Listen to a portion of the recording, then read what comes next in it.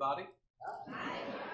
So, as we know, it's the holiday season, and what are on TV and in movie theaters? It's Christmas movies. Everybody loves Christmas movies. Charlie Brown Christmas, Home Alone, Die Hard, the list goes on. But what I'm here today to talk to you about is a different kind of Christmas movie. I, of course, am talking about the 1984 film Silent Night, Deadly Night.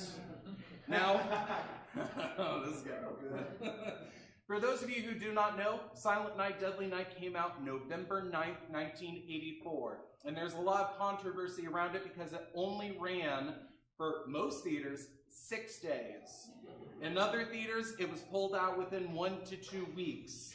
You had people like Siskel and Ebert joining evangelical parents up in front of the movie theater. They read out the entire production crew on their program and said they're working for blood money. You also had critics like Leonard Maltin who said, and I quote, "What's next? The Easter Bunny is a child molester?" People didn't like this movie, and that's because they didn't see the movie. Santa Claus is not murdering children, it's someone dressed as Santa Claus murdering children. So before we can go into really what this is, now who likes horror movies? Good, these are my people. For those of you who aren't my people, let me clue you in on what good horror movies are. One, you have to have good characters. Do you care about them? Do you hope they get to the end of the movie? Or are they just meat that you're just hoping dies off soon? Second, you have to have an interesting killer. Where would we be without Michael Myers, the Leprechaun, Jason Voorhees? Nowhere. So you've got to have a good killer. And third, you have to have good kills. I'm talking Crispin Glover when he gets his hand with the meat cleaver and then the wine cork in his eye in Friday the 13th Part 4. You know what I'm talking about. So all of this seems like a fantastic movie. I haven't even got into it, but you're just like, wow, it seems amazing. Why haven't I heard this? Why haven't I seen this? And that's because on the same day, November 9th, 1984, another film premiered. And that movie is A Nightmare on Elm Street. Oh, see, you're all like, well, that movie's obviously better. I know what it is, so it must be better. Did you know that, let's see, I've got Nightmare on Elm Street only opened in 165 theaters. Silent Night, Deadly Night, 398. If we're talking box office, Nightmare on Elm Street, 10th spot. Silent Night, Deadly Night, in just 6 days, doubled that. And it was at the number 7th spot for the box office. Let's talk about kills, because we have to have a good number of kills. Nightmare on Elm Street, you're like, oh, I can think of all the amazing ones. You're thinking of the franchises and not the first movie. 4 people die, and one of them gets hung by like a bed sheet, and that's not cool, that's dumb. Silent Night, Deadly Night, 13 kills. It is much better. So, let's go through a quick synopsis. Like I said, we're looking for good characters. Nightmare on Elm Street. Nancy has some friends and they're having bad dreams, and then a guy comes into them and makes them scared and kills them, and then they have to not be afraid, and he disappears. Yeah, that's the plot. Amazing.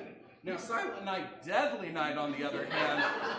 Silent Night, Deadly Night, a young boy named Billy witnesses his mother and father brutally killed by a man dressed up as Santa. He is then taken to an orphanage where, during Christmas time, obviously has some PTSD about Santa Claus, but is beaten into submission by the nuns there.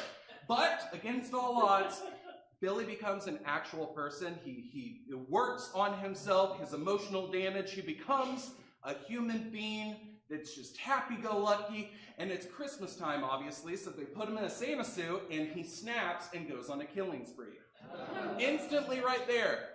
Better character. There's layers to that character. When I say Nancy has some friends and they're having bad dreams and her mom's an alcoholic, that's as deep as it goes. There's no arc. There's nothing. Heather Langenkamp is nothing compared to Billy.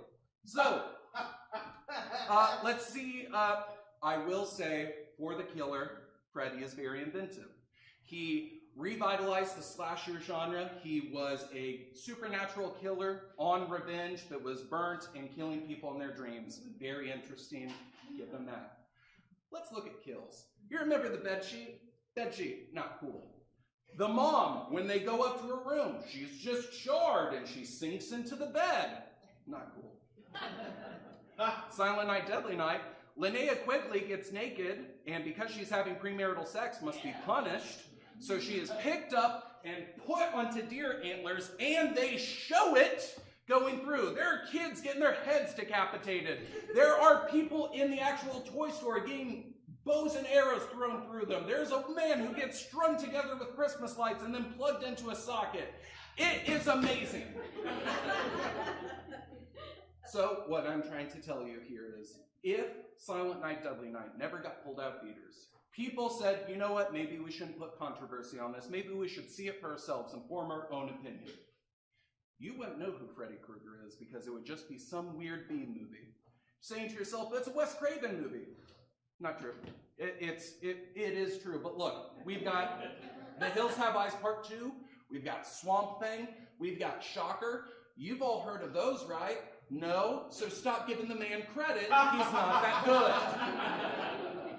So tonight when you go home, I want you to think to yourselves, maybe I should give it a second opinion. Maybe I should go out there and see Silent Night, Deadly Night. Not the sequels. Please don't watch the sequels. They're really bad.